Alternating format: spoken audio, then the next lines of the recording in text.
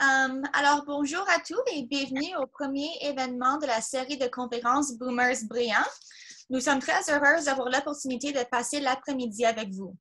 En 2007, le Comité d'éducation du Centre de recherche et d'études sur le vieillissement de l'Université de McGill, ou le CMEV, a commencé la série de conférences Boomers Brillants pour promouvoir des mesures pratiques pour améliorer et maintenir la santé du cerveau, ainsi que promouvoir des choix de vie saine pour la génération la plus peuplée de l'histoire.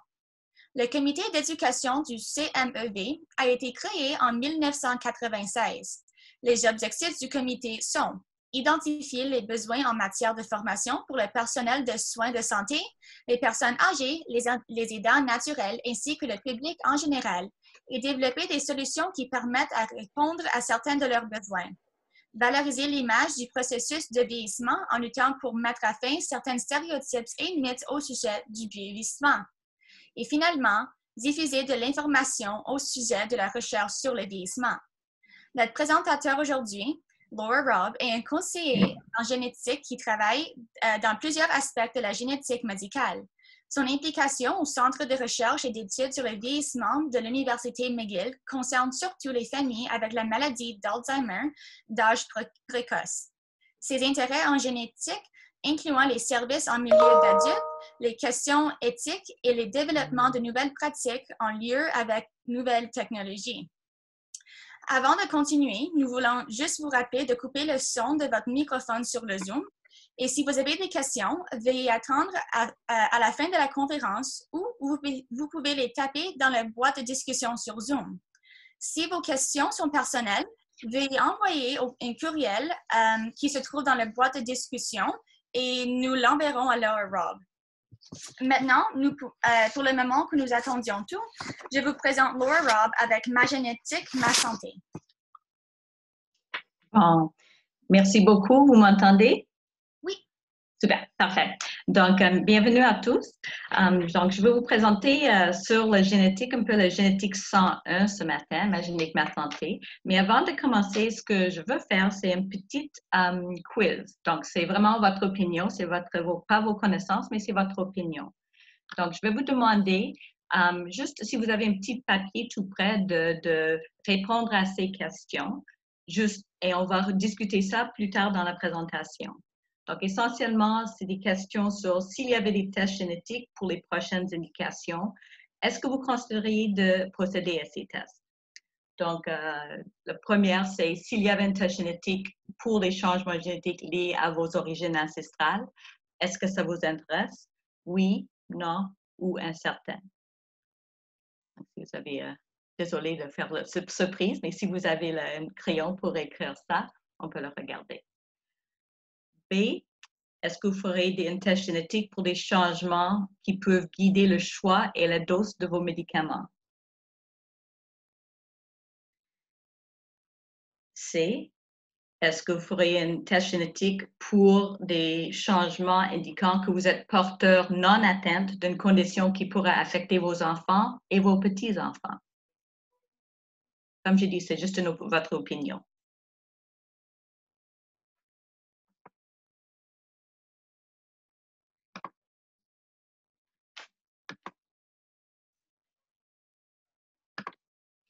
Donc, on continue.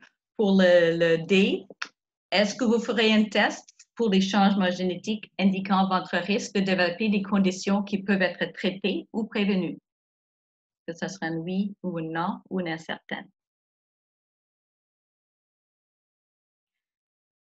Dernière 2, est-ce que vous ferez un test pour des changements génétiques indiquant vos risques d'une maladie fatale pour laquelle le traitement est couramment incertain? Oui, non ou incertain encore.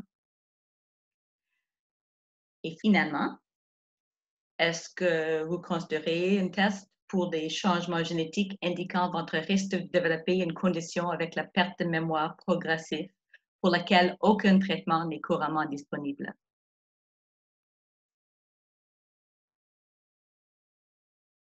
Parfait. Donc, merci d'avoir répondu et on va regarder ça plus tard. On continue maintenant à la présentation Ma génétique, ma santé. Donc, on entend tout parler de l'ADN. Qu'est-ce que c'est l'ADN? Ça veut dire l'acide déoxyribonucléique. C'est une molécule qui contient les informations dont l'organisme a besoin afin de développer, de vivre et se reproduire. Les informations sont dans les cellules du corps et sont transmises des parents à leurs enfants. L'ADN est formé des molécules appelées des nucléotides. On va regarder ça en détail. Donc, ça, c'est une définition plutôt scientifique.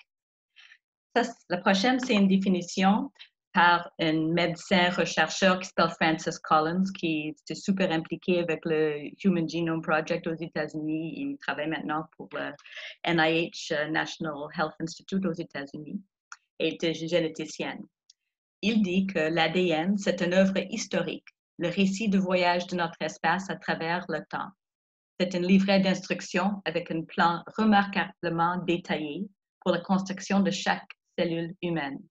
Et c'est une tombe de médecine qui transforme en donnant aux professionnels de la santé des perspectives leur permettant de traiter, prévenir et guérir des maladies. Je trouve ça un peu plus poétique. Donc, à quoi ressemble l'ADN? Donc, c'est comme une longue ruban, en effet, 2 longues rubans à laquelle sont attachés ce qu'on appelle des bases ou des nucléotides, qui s'appellent, on peut les appeler A, T, C, G, et sont tous attachés ensemble à travers ça. Si on regarde la forme, les 2 rubans qui sont dans un helix, c'est une forme double helix. Donc, souvent, on a vu ça dans l'art ou dans les revues scientifiques. Donc, ça, c'est, quand on parle d'ADN, c'est ça qu'on parle. Et ce qui est important, qu'est-ce qui accomplit l'ADN? Essentiellement, l'ADN, il y a des gènes dans notre ADN et les gènes sont là pour faire des protéines qui ont tous une fonction importante dans notre corps. Donc, si on commence avec le corps humain est fait de millions de cellules. En chaque cellule, il y a un corps. Dans ce corps, il y a toute l'information génétique de tout votre corps. Et ça c'est l'ADN. L'ADN, si on regarde la longue ruban, les 2 rubans ensemble, est formé et il y a plusieurs gènes qui sont des parties de cet ADN. Et le gène, c'est la recette pour la protéine. Donc, on commence avec une cellule, comme j'ai dit, dans laquelle il y a toute l'information de notre corps. Et l'ADN est en paquets qu'on appelle des chromosomes. Et si on prend l'ADN long, on voit que c'est ces 2 rubans avec les bases spécifiques. Toujours les mêmes 4 lettres qui vont ensemble, mais dans les ordres différents, qui fait que nous sommes chacun différents et on a des gènes différents. On peut utiliser l'analogie que chacun de nous, c'est comme un livre. Donc, notre ADN, c'est toute l'information qui nous définit au niveau génétiquement. Chacun de les paquets d'ADN, les chromosomes, sont comme un chapitre dans ce livre. Et les gènes, un gène, c'est une phrase dans ce chapitre. Donc, imaginez que si on fait un petit changement dans une phrase, donc ça c'est on parle d'un gène, une partie de l'ADN. Imagine si nous avons une phrase qui dit « Le chat gris est dans le garage ». Si on change une seule lettre pour dire « Le chat gris est dans le garage », ça change tout le sens le sens de cette phrase. Donc, bien sûr, ça va changer la protéine. Les changements dans l'ADN comme ça s'appelle souvent des mutations. Donc, souvent, je vais utiliser changement, altération ou mutation. Ça veut dire tous la même chose. Aussi, on peut utiliser l'analogie de le gène comme une recette. Et la mutation, c'est un changement dans cette recette. Donc, au lieu dans une recette pour le gâteau, au lieu d'avoir une quart de cuillerée à thé de sel, si on change ça à une tasse de sel, bien sûr, ça va changer le produit et ça ne sera pas la même chose du tout. Donc, des fois, il y a des changements importants dans l'ADN qui changent la protéine, qui changent notre santé. Les changements génétiques que nous avons nous rendent similaires et différentes en même temps. Donc, si vous regardez, il y a plusieurs traits qui peuvent être héréditaires. Vous pouvez regarder ça exactement. Je vois quelqu'un qui fait ça. le trait de rouler la langue, ça peut être héréditaire. Donc, vous pouvez voir si vous, vos enfants, vos frères et sœurs peuvent faire ça. Les fossettes aussi peuvent être quelque chose d'héréditaire. Le fente dans le menton, la texture de nos cheveux. Donc, on voit toutes les similarités dans nos familles et des différences aussi. Ça, c'est un petit test, le daltonisme, qui est l'incapacité de distinguer certaines couleurs. Vous pouvez faire le test maintenant si vous voulez. Qu'est-ce que vous voyez dans ces quatre carrés? Si vous voulez, prenez votre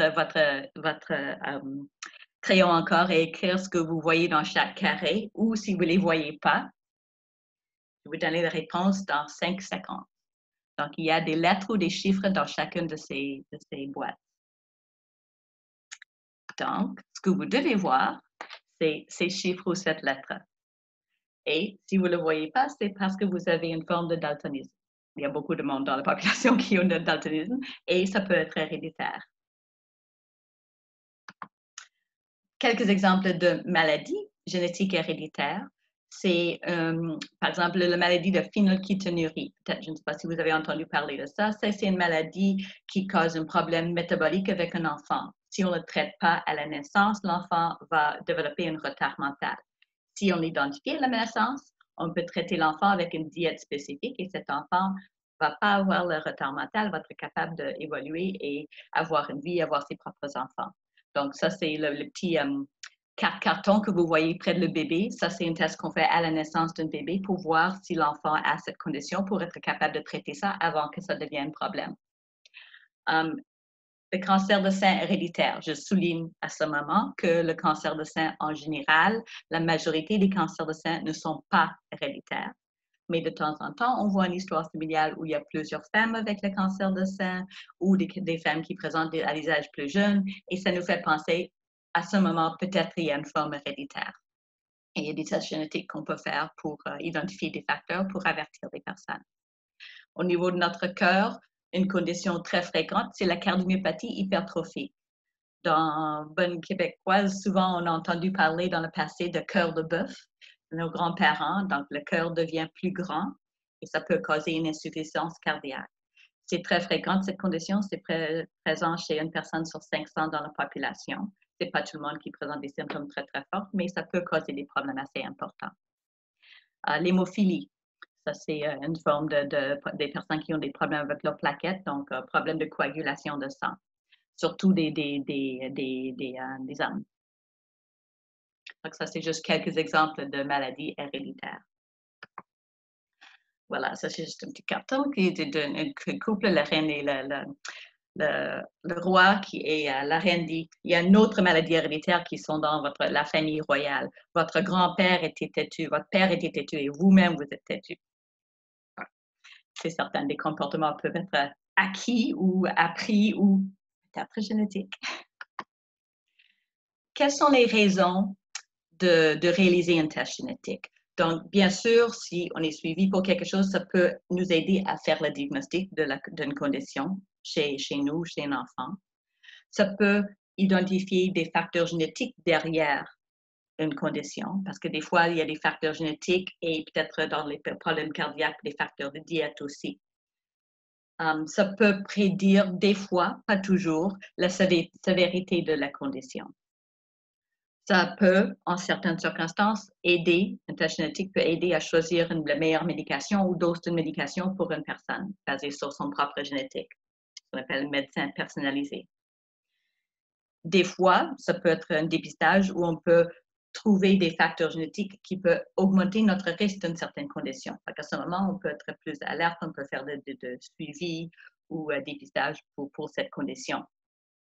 Des fois, ça peut identifier des facteurs qui peuvent être importants si c'est passé à nos enfants. Et quand on identifie des choses comme ça, des fois, on peut faire des tests pour un nouveau-né pour voir s'il y a des choses qui sont traitables, comme la maladie que je viens de vous parler. Quelles sortes de types de tests qui sont disponibles? La grande majorité des tests qu'on fait, c'est des tests diagnostiques. Donc, on regarde, on dit, ah, ça c'est une condition, on va regarder si on peut trouver le cause génétique. Des fois, prénatal, on peut peut-être faire un test pendant une grossesse pour voir si l'enfant va avoir une maladie dans le but de, ou être au courant pour traiter un enfant pendant la grossesse ou après la naissance, ou certaines personnes choisissent de ne pas continuer une grossesse. Des fois, pour certaines conditions, si on connaît le gène, le facteur génétique qui cause une maladie dans la famille, on peut faire des tests de préimplantation. À ce moment, ce qu'on fait, c'est on prend les ovules de la femme, les spermatozoïdes de l'homme, on fait des embryons dans le laboratoire et on teste les embryons et on décide d'implanter juste les embryons qui n'ont pas le facteur génétique. Donc, des fois, il y a des façons de réduire le risque énormément d'avoir un enfant avec une maladie. Le dépistage néonatal, c'est ce que je viens de vous parler. On fait un test sur un enfant après la naissance pour voir est-ce qu'il y a des risques, est-ce qu'il y a des traitements qu'on doit regarder ou des suivis qu'on doit regarder tout de suite pour cet enfant. Pour certaines conditions, on parle d'un test prédictif ou pré-symptomatique. Donc, on n'a pas les conditions maintenant, mais on peut voir si on a un risque d'avoir la condition ou si on a une prédisposition à la condition. Par exemple, certains types de cancers. On peut avoir des facteurs génétiques qui nous donnent un risque pour le cancer, mais pas une garantie d'avoir un cancer. Mais si nous sommes au courant de notre risque plus élevé, on peut être bien suivi, faire des choix de prévention. On peut faire les tests de porteurs. Ça, c'est des tests qu'on fait sur des couples qui décident qui veulent avoir des enfants pour voir s'ils ont un risque augmenté d'avoir un enfant avec une certaine maladie. Donc, ça dépend sur la population. Nous avons des tests de porteurs dans la population Saguenay-Lac-Saint-Jean, par exemple, où il y a quelques maladies qui sont plus fréquentes. Mais en général, ça dépend sur notre ethnicité. Et bien sûr, si vous regardez la télé, il y a des tests génétiques médico-légaux pour identifier le sang d'une victime ou le perpétrateur d'un crime. Donc, c'est toutes sortes de tests qui sont disponibles. La plupart des tests génétiques ciblent une condition médicale particulière. Donc, en général, si on fait un test génétique, c'est parce qu'il y a quelque chose identifié chez nous ou chez la famille, et ça, c'est la raison qu'on fait des tests. Mais des fois, on fait des tests de dépistage, comme je vous ai dit, pour un nouveau-né ou pour un couple qui décide qu'ils veulent avoir des enfants. On entend parler souvent de l'examen. Et les deux premiers tests, c'est vraiment des choses très ciblées. Donc, c'est un gène ou une collection de gènes très spécifiques. Des fois, on entend parler d'un séquençage d'exome ou génome complet. Ça, c'est un test qu'on peut faire qui regarde tous nos gènes, nos 20 gènes qui sont importants pour la santé. Et à ce moment, on voit s'il y a des changements génétiques qui peuvent affecter notre santé ou la santé de notre descendance. Dans un but de tous ces tests, en effet, sont dans un but de médecine personnalisée ou prévention. Le dernier test, ce n'est pas un test qui est souvent fait, ce n'est pas quelque chose fait à large pour tout le monde, mais quand nous avons un enfant, par exemple, qui a plusieurs problèmes, des fois, on fait une génome complète pour regarder est-ce que ça peut nous aider à trouver l'explication. Mais juste pour dire qu'on a avancé beaucoup et les coûts des tests génétiques ont descendu énormément dans les dernières années. Dans le passé, il y avait des tests pour le cancer de sein, par exemple, il y a 10 ans, le coût, c'était à peu près 4 000 $ américains. Maintenant, c'est rendu à peu près 250. Donc, pas comme autre chose dans notre société, les coûts des tests génétiques sont devenus moins chers et plus faciles à faire. Et quand on fait un test génétique, ce qui est super important, c'est on fait toujours un conseil génétique parce qu'il faut donner votre consentement éclairé pour faire ce test. Donc, c'est important de comprendre quand on fait un test génétique qu'il y a des implications, oui, bien sûr, pour notre santé, mais peut-être aussi pour la santé de nos enfants, nos frères et sœurs. Donc, on trouve que c'est important d'avoir parlé de ça et de regarder si vous voulez communiquer avec la famille, comment communiquer avec la famille par la suite si on trouve quelque chose d'important. Donc, le pour et contre de faire les tests. Bien sûr, un test si on fait le test, ça peut réduire l'incertitude au sujet de votre santé. On trouve que vous avez quelques symptômes. Est-ce que c'est lié à quelque chose de facteur génétique ou non? Donc, on peut peut-être clarifier ça. Ça peut aider vos médecins à faire des recommandations de traitement ou un suivi médical très, très spécifique pour vous. Et ça peut vous aider à prendre des décisions sur votre suivi médical, la prévention ou sur la façon de vivre. et ça peut faciliter l'analyse génétique et une prise en charge pertinente après autres membres de votre famille si nous avons identifié quelque chose de spécifique chez vous. Le contre d'un test génétique, c'est certain que les tests génétiques ne sont pas toujours noir et blanc. On ne trouve pas toujours une réponse claire. Donc, l'incertitude ne sera pas nécessairement résolue avec un test. Des fois, connaître vos résultats pourra vous causer des sentiments de culpabilité, colère, anxiété ou dépression. C'est certain qu'on ne contrôle pas les gènes que nous passons à nos enfants ou les gènes qu'on a eus de nos parents, mais on trouve que c'est important d'avoir parlé de ça pour être au courant qu'on peut avoir des pensées comme ça. Le contre aussi, je parle de les coûts engendrés. En général, ça c'est plus aux États-Unis où les tests génétiques ne sont pas couverts. Un test médical, quand vous avez une condition médicale, en général, ça sera couvert par l'assurance maladie. On parle de la possibilité que vos résultats ne resteront pas complètement confidentiels dans la famille ou avec des tierces parties comme des assurances ou des employeurs. Je peux vous rassurer que nous avons une loi en place, une loi fédérale qui vient d'être confirmée par la Cour supérieure il y a quelques jours, qui nous protège au niveau assurance. Un assureur n'a pas le droit de regarder nos résultats génétiques et faire un jugement sur ça. Par contre, c'est au niveau de qu'est-ce qui arrive dans la famille, c'est une autre chose et est-ce que ça peut nous causer des problèmes si quelqu'un est au courant dans la famille. Des fois, on mentionne que les tests génétiques peuvent révéler des secrets familiaux inattendus. C'est très rare que ça arrive, mais si on réalise que le père n'est pas le père d'un enfant, c'est possible qu'on peut détecter ça avec un test génétique quand on fait tous les membres d'une famille. Mais c'est plutôt rare dans la grande majorité des conditions avec qui moi je travaille, qui sont des tests génétiques en milieu de cancer, de problèmes de cœur ou Alzheimer. En général, on a le gène ou on l'a pas. Ça n'identifie pas si nous avons des parents qui sont différents qu'attendus. Mais on mentionne ça parce que des fois, c'est quelque chose qui peut arriver. Les limites d'un test génétique, c'est certain qu'un test génétique ne peut pas vous dire tout à propos des maladies héréditaires. Il y a toujours la possibilité qu'on fait un test et il y a autres gènes ou autres mutations qui peuvent être là qu'on n'a pas testé. La présence, même si on trouve un changement génétique, la mutation, ça ne peut pas indiquer nécessairement si la condition est présente actuellement, si la condition va nécessairement manifester dans le futur. En général, ça ne peut pas prévenir la sévérité de la condition et on ne peut pas voir avec votre résultat si la condition a été ou sera transmise à vos descendants. C'est à chaque fois tester chaque personne pour ça. Et c'est certain que autres facteurs non génétiques peuvent aussi contribuer à l'augmentation des risques pour une condition. Donc, il y a plusieurs facteurs qui peuvent contribuer à notre santé. Les gènes sont une partie, l'histoire familiale, parce que peut-être il y a d'autres gènes ou autres facteurs dans une famille qu'on ne connaît pas. Bien sûr, notre style de vie et notre environnement. Donc, c'est toute une casse-tête qui, ensemble, indique notre santé. Ça, c'est juste un exemple que j'utilise qui parle ça dit des variants A et variants T. Donc, variant, ça veut dire mutation. Donc, imagine que dans un gène, on peut avoir ou un A ou un T à un certain endroit. Et ça peut, si on regarde la première boîte à gauche, on voit qu'il y a une petite différence. Le variant A donne un risque un peu plus élevé que le variant T. Par contre, si on ajoute des facteurs style de vie environnemental et on ajoute à le facteur A, la personne fume, la personne boit d'alcool, le risque monte.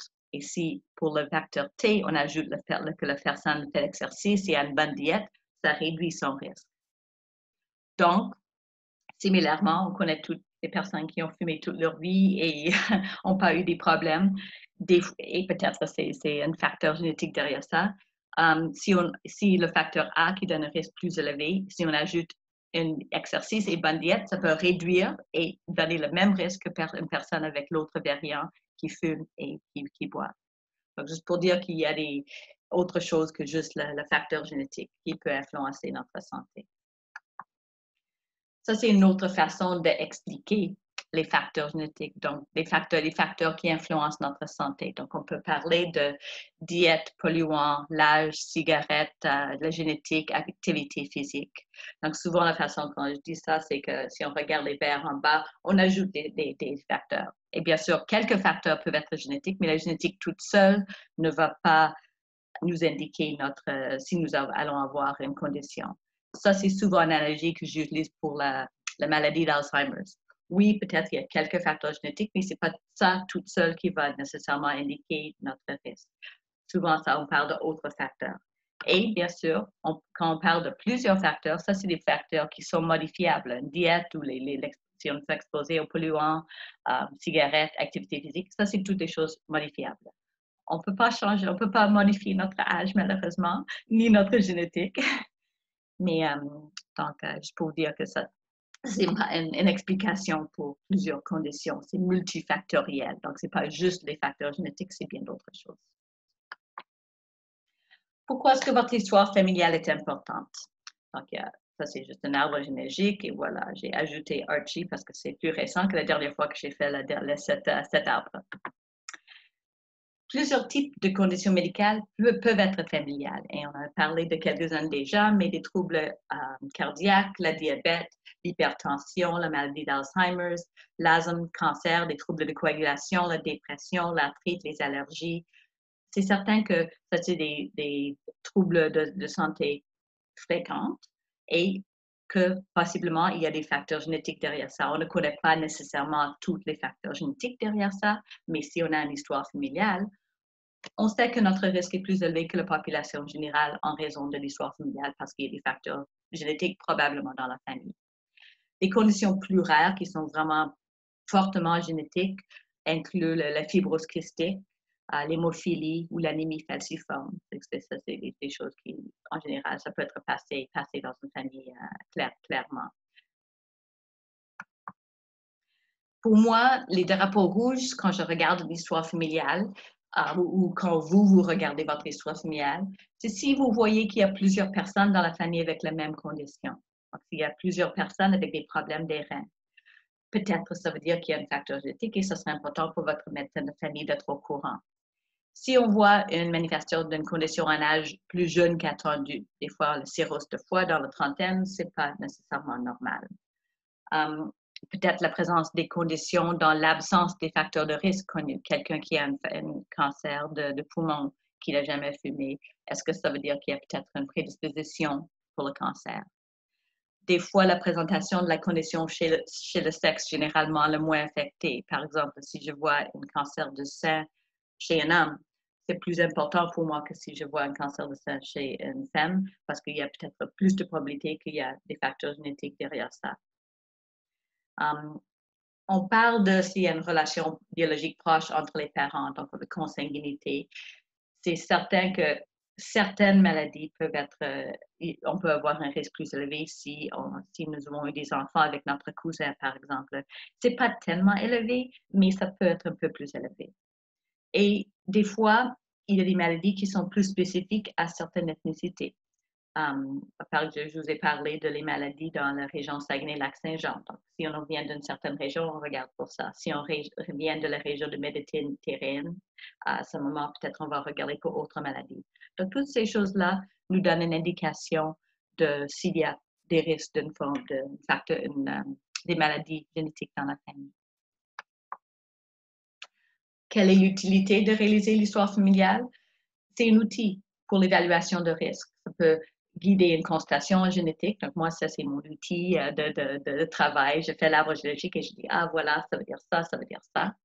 On peut comprendre nos risques des maladies complexes. Donc, les maladies complexes comme le diabète ou le cancer ou la dépression, peut-être qu'il y a des facteurs génétiques, mais il y a plusieurs facteurs derrière ça.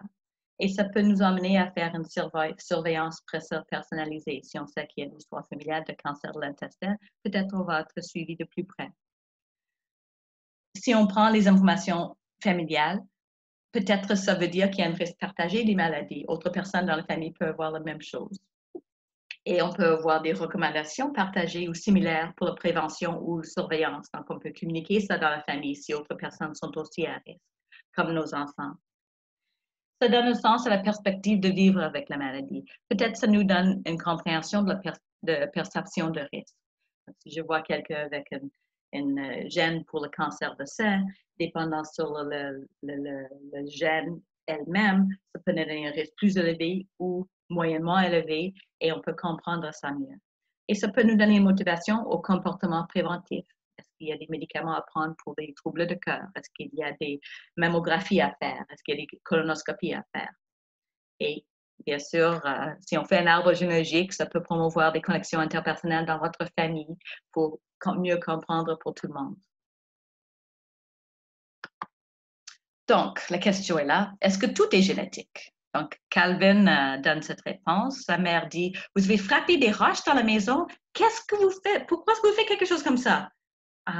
Et il répond, un mauvais bagage génétique? Pas la bonne réponse. Donc, bien sûr, non, pas tout n'est pas génétique.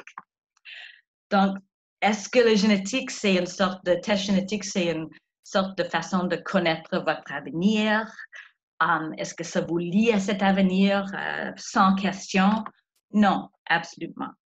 La façon que je préfère de regarder les analyses génétiques, les évaluations génétiques, c'est plus une façon de regarder pour vous et pour la famille les risques qui peuvent être présents et de faire une sorte de prévention. Voilà. Donc, je retourne à votre quiz. Vous pouvez sortir votre quiz. Donc, c'est certain que quand on parle de les origines ancestrales, il y a plein de tests, ce qu'on appelle des tests génétiques récréatifs qui peuvent vous donner des indications de vos ancêtres. Hein.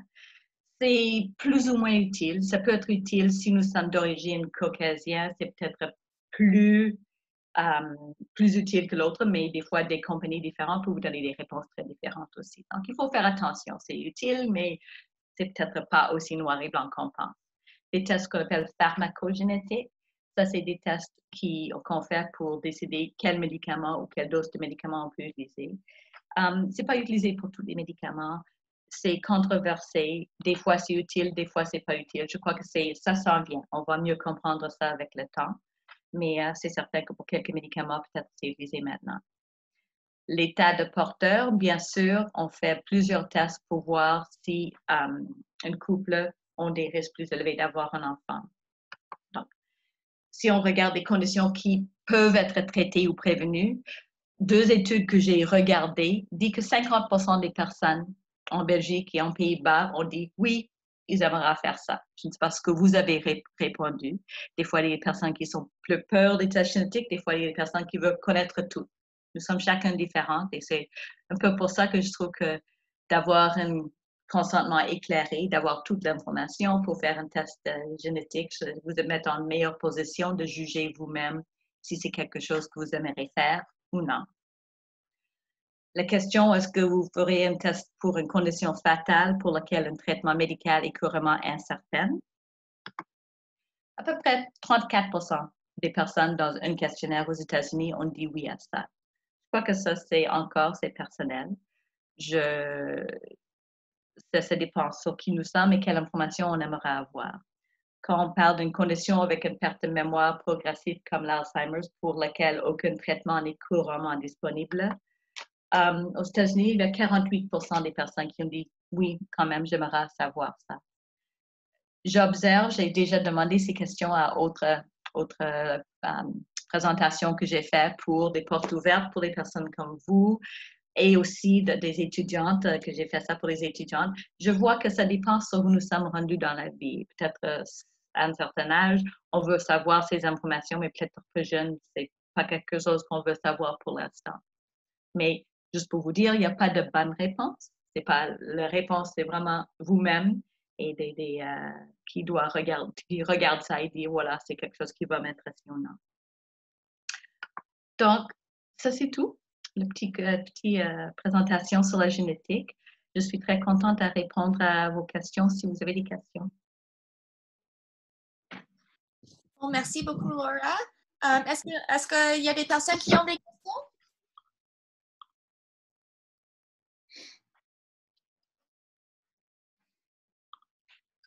Non. OK.